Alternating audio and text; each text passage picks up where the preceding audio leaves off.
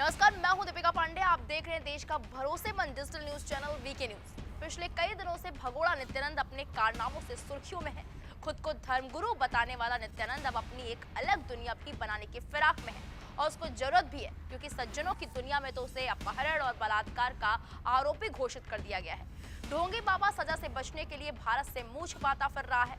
2019 से बाबा देश से फरार है। अचानक वो तब सुर्खियों में आया जब उसने अपना अलग देश यूनाइटेड स्टेट्स ऑफ कैलासा बना लिया। मीडिया रिपोर्ट्स के मुताबिक भगोड़े बाबा ने दक्षिणी अमेरिका के इक्वाडोर में जमीन खरीदी और उसे अलग देश कैलासा घोषित कर दिया। हालांकि उसके काल्पनिक देश को कोई मान्यता नहीं मिली है। बीच में वो और उसका कैलासा फिर से गुमनाम हो गए, लेकिन हाल फिलहाल में बाबा का षड्यंत्री दिमाग अब फिर से सक्रिय नजर आ रहा है। अभी जल्दी ही उसने अपने काल्पनिक कैलासा देश के प्रतिनिधि को संयुक्त राष्ट्र की बैठक में हिस्सा लेने के लिए भेजा था।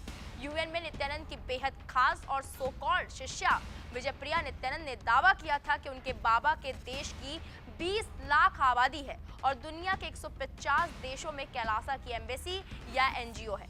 वहीं आबादी को लेकर कैलासा की वेबसाइट पर दावा किया गया है कि हिंदू धर्म को मानने वाले 200 करोड़ लोग उनके देश के नागरिक हैं। इसके साथ ही विजयप्रिया, जो खुद को मां कहलवाती हैं, उन्होंने कहा कि हिंदू परंपराओं को पुनर्जीवित करने के लिए भारत में उनके सर्वोच्च गुरु को पीड़ित किया जा रहा है। इस बात पर एक मुहावरा याद आता है कि मेरी बिल्ली और मुझी से म्याऊं। हालांकि बाद में यूएन ने उसे लताड़ा और फिर विजयप्रिया को सफाई देने की नौबत आ गई। इसी तरह के बेबुनियाद आरोप लगाने वाला नित्यानंद अब भारत के खिलाफ साजिश रच रहा है। इस बार ढोंगी बाबा भारत के दुश्मन देशों से अपनी नजदीकी बढ़ाने की कोशिश कर रहा है और उसने इसकी शुरुआत चीन से की है। दरअसल शी जिनपिंग को तीसरी बार चीन का राष्ट्रपति बनाया गया। वहीं भगोड़े नित्यानंद ने अपने काल्पनिक देश की ओर से शी जिनपिंग को राष्ट्रपति बनने पर बधाई दी है।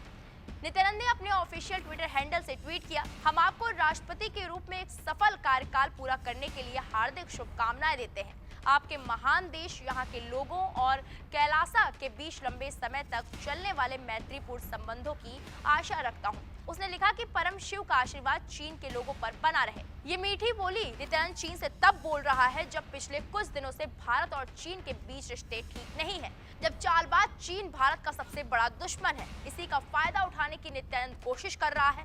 लेकिन नित्यानंद चाहे जितनी मदद की गुहार लगा ले, चाहे जितने दुश्मन देशों को एक साथ कर ले, फिर भी भारत को आंख दिखाने की हैसियत नित्यानंद जैसे भगोड़े की कभी नहीं हो सकती, और ना ही जिससे वो उम्मीद लगा रहा है चालबाज चीन की, क्योंकि भारत इन सबका बाप था, है और रहेगा।